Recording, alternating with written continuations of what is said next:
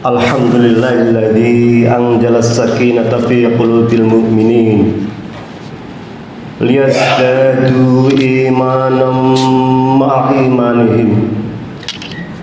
Asyhadu an la ilaha illallah wahdahu la syarika lah wa asyhadu anna Muhammadan abduhu wa rasuluh arsalahu bil huda wa dinil haqq liyudhhirahu 'ala dini kullih wa kafa billahi syahida. Allahumma salli wa sallim ala sayyidina Muhammad wa ala alihi wa ashabihi wa man tabi'ahum bi ihsan ila yaumiddin. Amma ba'd. Fa ya ayyuhal hadirun ittaqullaha mastata'tum faqad fazal muttaqun. A'udzu billahi minasyaitonir rajim. Bismillahirrahmanirrahim. Ya ayyuhalladzina amanu taqullaha wal tanzur nafsum ma qaddamat lighad wattaqullaha innallaha khabirum bima ta'malun. Wa qala an-nabiy sallallahu alaihi wasallam ittaqillaha haitsu ma kunta wa addi'is sayyi'atal hasanah tamhuha wa khaliqin nas bi khuluqin hasanin. Shadaqallahul azim wa sadaqa rasuluhun nabiyul karim wa nahnu ala dzalika minasyahidin wasyakirin walhamdulillahi rabbil alamin. Hadirin sidang Jumat rahimakumullah. Yang pertama dan yang paling utama, marilah senantiasa kita hadirkan dalam dada kita untuk bersama-sama bersyukur kepada Allah Subhanahu wa taala. Karena begitu banyak nikmat yang telah Allah berikan kepada kita. Bahkan Allah menantang kita, seandainya kita mau menghitung nikmat yang telah diberikan kepada kita, niscaya kita tidak akan pernah mampu untuk bisa menghitungnya. Jika menghitung saja tidak mampu, apalagi kita bisa berbuat yang setara dengan apa yang telah Allah berikan kepada kita. Hal itu menandakan bahwa betapa lemahnya kita di hadapan Allah Subhanahu wa taala. Shalawat dan salam marilah senantiasa kita sampaikan untuk junjungan alam habibana wa syafi'ana wa maulana Muhammad sallallahu alaihi wasallam, kepada keluarganya, sahabatnya dan umatnya yang setia hingga zaman nanti. Tentu dengan satu harapan bahwa kita adalah salah satu dari umat Kanjeng Rasul yang kelak fi yaumil mahsyar mendapatkan syafaatul utma Nabi Muhammad sallallahu alaihi wasallam fi yaumil la ilaha illa amin ya rabbal alamin. Hadirin rahimakumullah, khatib senantiasa berwasiat untuk dirinya pribadi sekaligus untuk semua hadirin untuk imtithalu awamirillah wajtinabu nawahi. Sekuat tenaga dalam posisi apapun kita, dalam jabatan apapun kita, status sosial apapun kita, untuk berkomitmen menjalankan perintah Allah Subhanahu wa taala dan menjauhi larangan Allah Subhanahu wa taala. Dengan begitu mudah-mudahan waj'alna lil muttaqina imama. Mudah-mudahan bahwa kita akan menjadi pemimpin bagi orang-orang yang bertakwa adalah betul adanya. Amin ya rabbal alamin. Hadirin rahimakumullah, salah satu tujuan kita hidup di dunia adalah bagaimana kita bisa senantiasa selamat, bisa senantiasa damai dimanapun kita berada.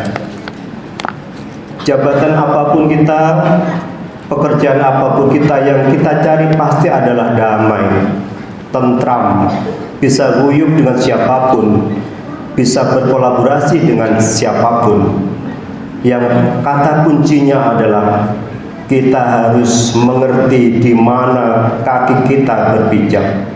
Dengan begitu insya Allah selaras dengan tujuan kita diciptakan oleh Allah Subhanahu wa taala, yaitu supaya kita damai baik di dunia maupun di akhirat. Hadirin rahimahullah, Allah Subhanahu wa taala dalam surat Al-Mu'minun 115 secara alegoris menyindir kita.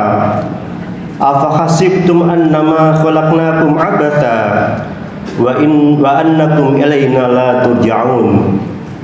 Allah berfirman, maka apakah kamu menyangka bahwa sesungguhnya kami menciptakan dengan main-main dan bahwa kamu tidak akan dikembalikan kepada kami?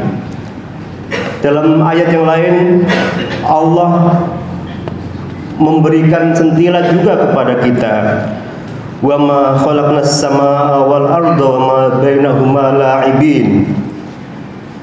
Apa-apa yang aku ciptakan baik langit maupun di bumi, wa ma bainahuma, dan di antara keduanya la'ibin, di antara keduanya dengan bermain-main.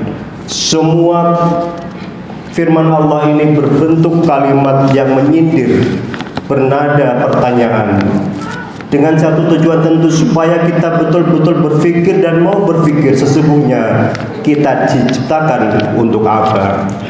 Hadirin rahimahullah, tujuan kita diciptakan di muka bumi adalah yang pertama, kita diminta oleh Allah untuk senantiasa beribadah, karena ibadah adalah kunci kita untuk bisa selamat menghadap Allah Subhanahu wa taala. Wa ma khalaqtul jinna wal insa illa liya'budun.